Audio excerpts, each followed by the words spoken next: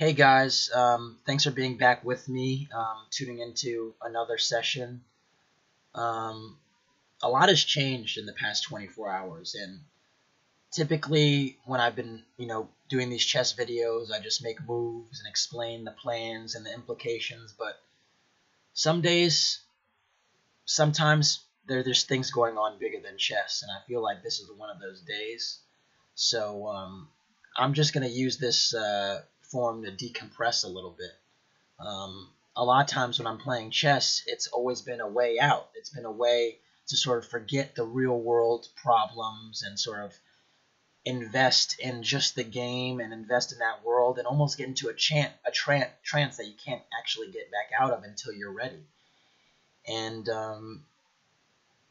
chess is usually it's that sort of thing for me. But today's been a big day for the world and a big day for American politics and a consequential day. And I think I'm gonna just choose to play chess and just riff a little bit about what's been going on and how I feel about it, and maybe relate it to chess in some ways as well, because it is more than a game, I guess you could say. It's an art, it's a science, it's philosophy, and I'll see where that goes. So I'm going to put myself in the 5-minute pool, but you're not necessarily going to get all these explanations of moves like you've always gotten, because I want to talk about other stuff today. So I've put my name in the hat, and I'm waiting on the cue. But in the meantime, I sort of want to talk about what this means, a Trump presidency, because I think people are panicking, some necessarily so, some unnecessarily so. But I can only speak personally, and I think that means something. So, just as a black man in America, I'm a little uncomfortable. I'm uncomfortable by the rhetoric that has been espoused during this elections campaign. I'm uncomfortable by just the way others have been, religious minorities and other have been attacked. And while that can change, I mean, I can see scenarios in which this was just necessary and Machiavellian means to win the presidency. But it's going to be hard to pick those pieces back together. And I'm concerned that it's going to take a lot of time, and I'm just concerned for the future of this country. It was funny, last week I was, by the way, I actually did put myself in the queue. I'm just waiting right now. But I actually spoke last week to a guy who learned how to play chess in prison. And, this is sort of unrelated to the election and everything like that. But it was sort of interesting what he was saying. He was saying that when he learned, people told him that the pawns, all the pawns were sort of representations of the people, and that the piece on the back rank were the government. And granted, it just was, I mean, maybe there's not much fact in that, but it was an interesting observation, and I just want to think about maybe how sort of chess and events sort of are intertwining right now, because things are really, really going to change drastically in the next, however long, the next few years. Things are going to change, perspectives are going to change, and I'm wondering if that's for the better. So yeah, that's when I have concerns. I definitely have concerns. I think that's sort of the major takeaway. But yeah.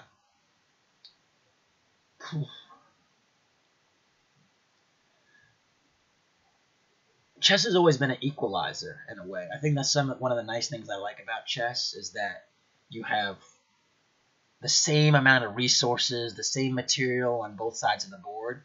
And I like to think of it as like both sides have a chance. It's like there's nothing. It's like the most fair thing you could possibly be engaged with. And I think the great thing about America has been this idea of fairness and sort of equity in self and others. And while it hasn't been perfect, no, nothing's really perfect. certainly has existed. And now I wonder what equity looks like in a society where it's so inflammatory. I wonder what that looks like. I wonder, as I sort of maybe blunder the B2 pawn here, what all these things look like now. So, yeah, that's going to be on my mind a little bit. And, yeah, it's just a tough day, a tough pill to swallow. But it's fair. The will of the people was certainly exercised.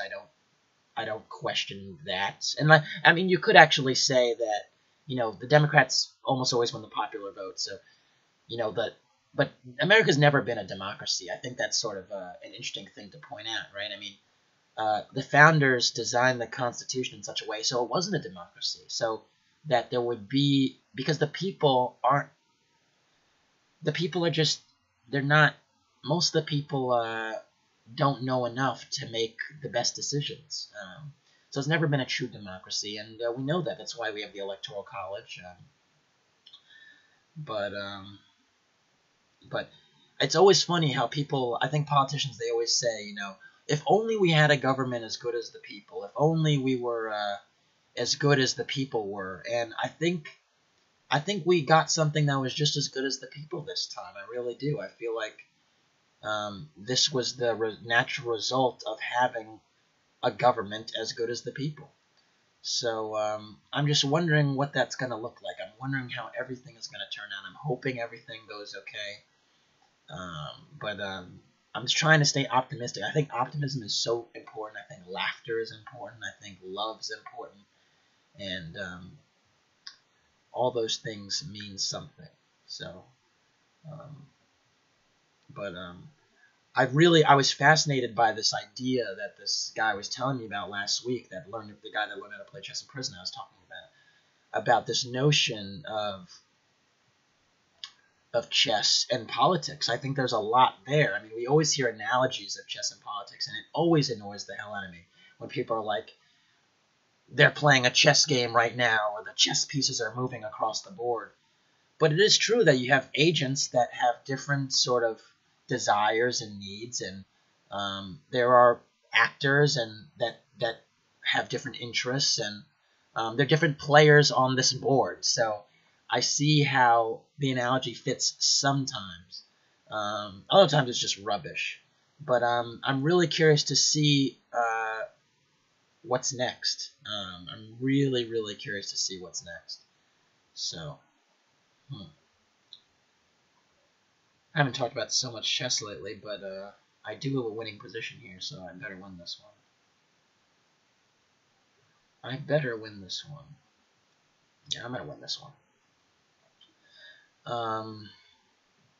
And then it's funny, too, because with the World Championship matches this week, right? It starts Friday. It's finally here, and I've been so excited for it for such a long time. And I'm wondering if it's going to be overshadowed. Like, I'm wondering if the developments in this election side are going to sort of overshadow this wonderful match. And so, yeah. Oh, my opponent resigned, so that's good. I mean, there's this narrative, too, right? You have Carlsen, the Norwegian, Western chess player, and then you have Karyakin, born in Ukraine, switched to the Russian Federation, pro-Putin. And so you have this Russia versus the West narrative that also, quite frankly, brings some flair to the match. Some much need. Chess always needs more flair, right?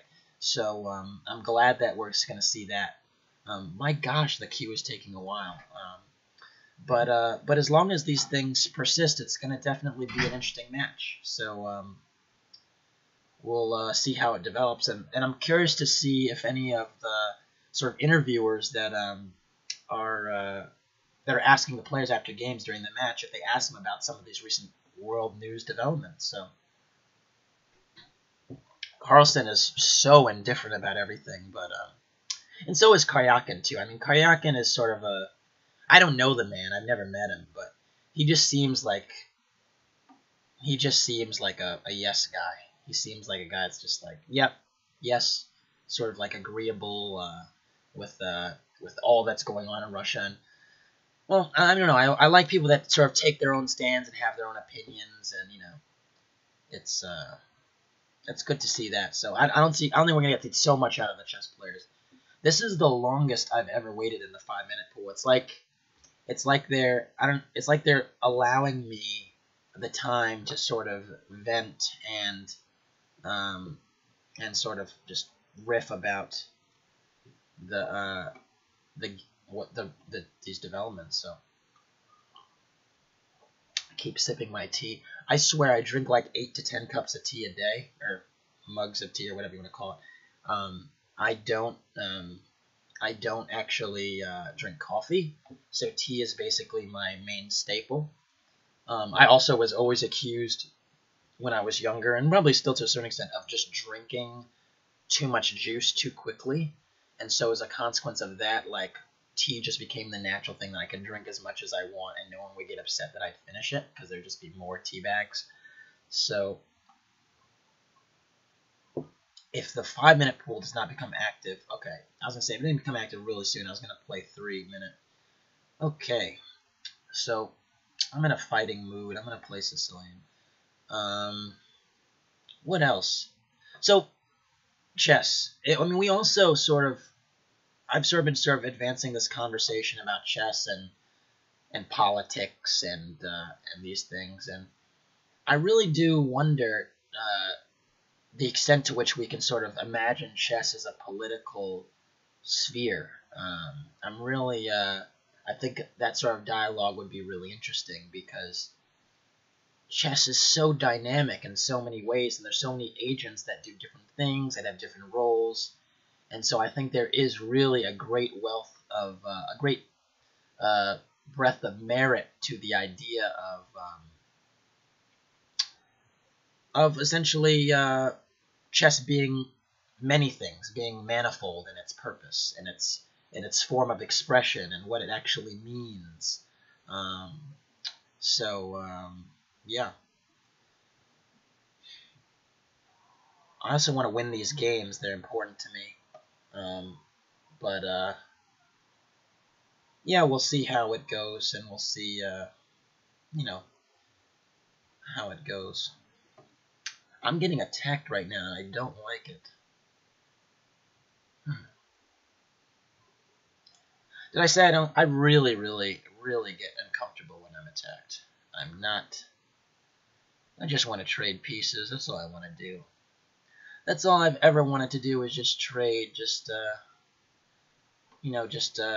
not have any fights and get to an end game where I can squeeze, and that's all I ever really want to do. I do not want the game to be exciting whatsoever. But sometimes my opponent wants it to be exciting, and this is something that I just want to do. So, let's see. Queen d2, knight c6. Yeah.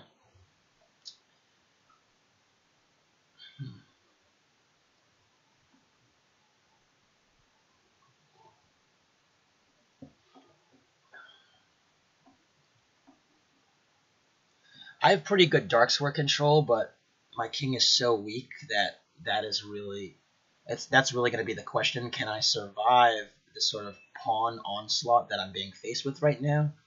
And that's really a critical question, because I think at some point maybe white can sort of employ this e5 pawn sacrifice, maybe, and open the light squared bishop. But if the light squared bishop remains relatively dormant, then I'm in really good shape. So that's sort of what I'm hoping happens.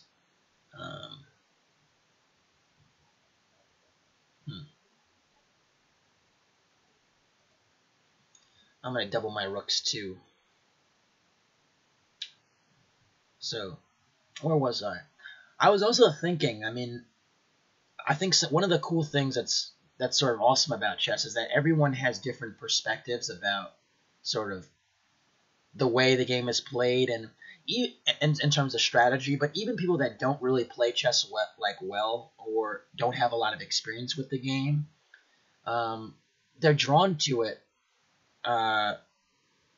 and are intrigued by it, usually if they interact with it for just a little bit.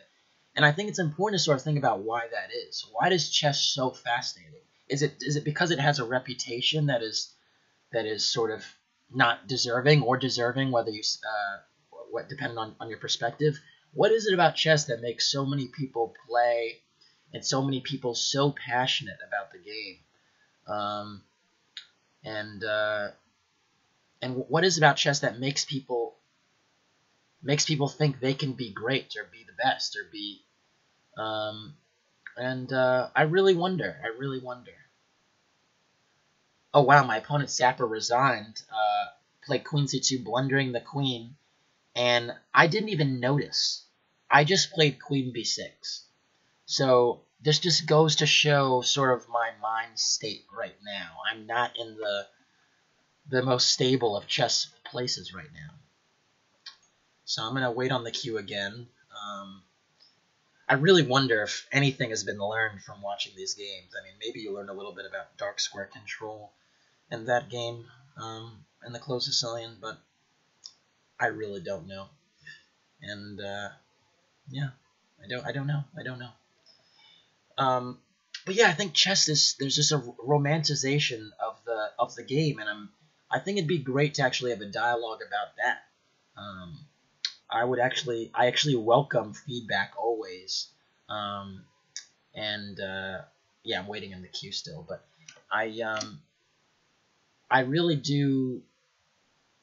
I really would be curious to hear about people's first experiences with the game, how they first heard about chess, what their thoughts were, what other people told them about chess, and sort of those stories, because those personal stories I think are really interesting. Um, Frankly, I don't really remember exactly when I started playing. I just knew it was around 5, and I was just really fascinated by all the pieces that did different jobs, and I was competitive, so I liked to win at things, and I still am. We're playing 3 minute because the queue is just taking too long in 5 minute, and yeah, that fascination gets you sort of hooked. You become sort of an addict to a certain extent, and you fall in love with certain elements of competition, and it's a beautiful thing. It really is. So yeah, wow, it is super hard to play 3 minute and talk fat and talk and play fast, but I'm trying. I'm really trying hard. So don't don't get too upset if I start not talking.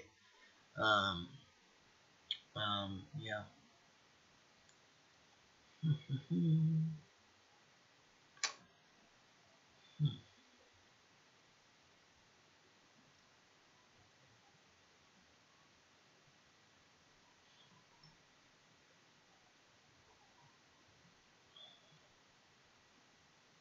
I used to always be annoyed by people that that essentially sort of use chess as a way to sort of explain other things that happened in the world, and it used to just get on my last nerves. But I think it's interesting to just hear people's perspectives, what they think chess means broadly, what they think the game means for life and for science and for math and for um, just meaning. I think what finding meaning in the arts and finding meaning in this game is meaningful. Um, so definitely would love to hear from you guys about what chess has meant for you. Um, I also would like to win some of these games, um, but I think I'm in decent shape here. I don't have the 2 bishops, but I'm up a pawn, and that should count for something. Um, so I feel like I'm in good shape.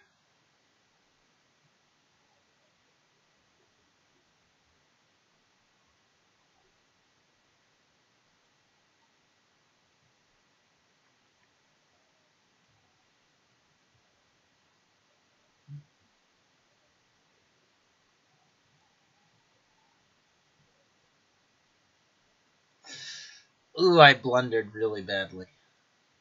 Why does this happen?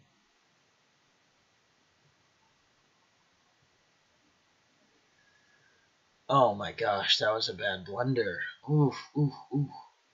I have to resign. Ah, that was, oof. What went wrong there? I definitely, Queen e7 was not, I thought it was okay, but I just crumbled. This c4 move was just crumbling.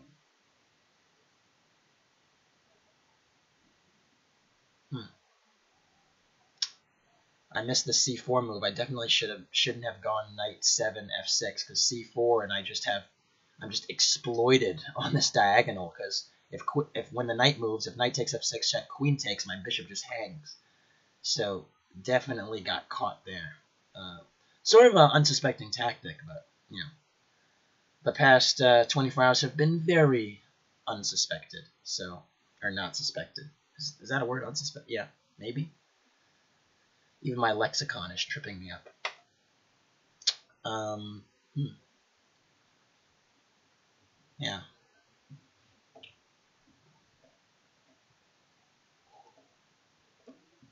I'm going to play one more 3-minute game and then wrap it up. It's definitely been a long day. And I think the other thing is you just got to live to fight another day sometimes. In chess and in life. I mean, a lot of times in chess you lose and then you ask yourself, what's the adjustment? How do I get better? How do I improve in some way? And it's a critical part of anything, really. Just getting better and being better than you were the day before, and just trusting the process and all these things. I feel like I'm just giving basically a million platitudes right now, but it's all true. It's all true to a certain degree. If you want to get better at anything, you have to make adjustments and improve and reflect and think about what went right or what went wrong, and then move on. And so I feel like a lot of people are going to have that challenge of moving on because again, it was just so unexpected. But it's something that you have to do. So I certainly intend to do that, and I hope other people do that. I hope that's what happens. So meanwhile, I'm really, my f3 square is just horribly weak, and that's no good because there's forks on that square. So I gotta figure out how to deal with that. I think I'm gonna have to sack the exchange on f3. Yeah, that's what I'm gonna do. And run for the hills with my king. Run for the hills.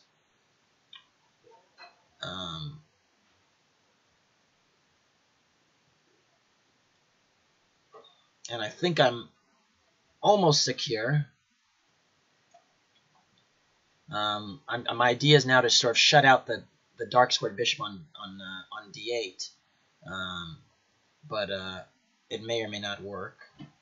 And well, my knight needs a better square than it has now. That's the real problem. My knight on b4 is not doing anything meaningful, at least. Anything with purpose.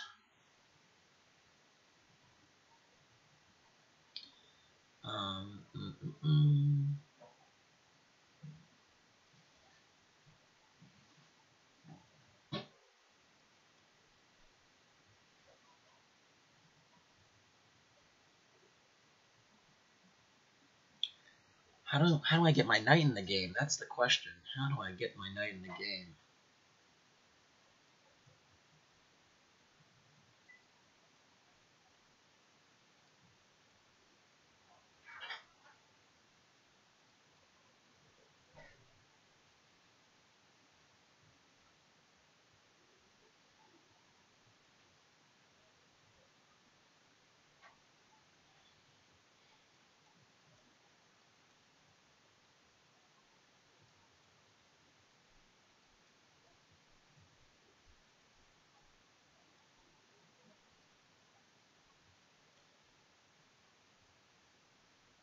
Rook takes d2 just wins here.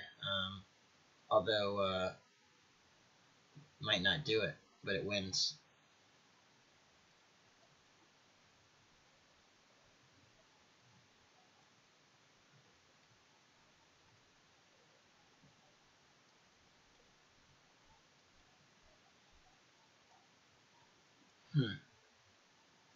This is not looking good for me at all.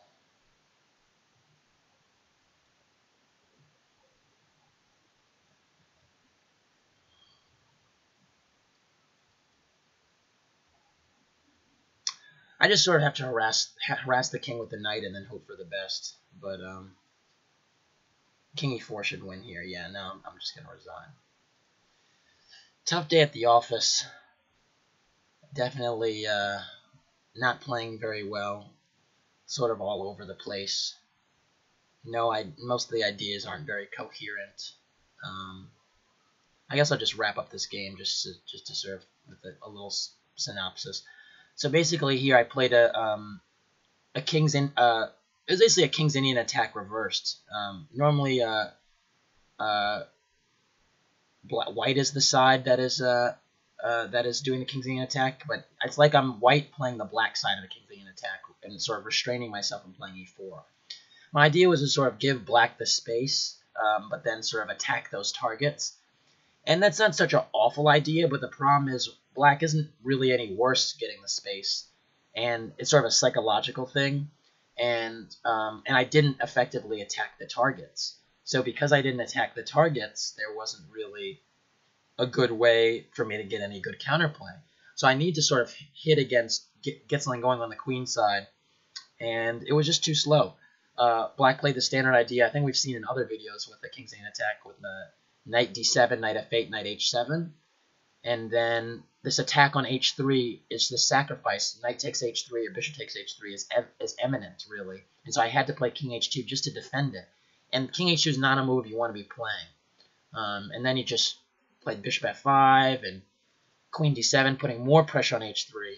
And eventually, I had to block this way, but there was weaknesses along the h-file. And this bishop f6 and king g7 on the part of black is super instructive. So if you're, because it gets the rook to the h-file and the king is still relatively tucked away. So if you're ever looking into king's Indian attack stuff, this is all the standard stuff. I got beat in all the standard ways here. Yeah, it happened very quickly. Hopefully the next time there's not so much of a tug on the 5-minute pool, because that's definitely where I need to stay. 3-minute is talking and playing 3-minute is like impossible for me. I'm not that guy. I've got some talents, but that's not one of them. So anyways, thanks for tuning in, and yeah, it was a little bit sloppy here and there, but definitely love to hear some feedback. Thanks.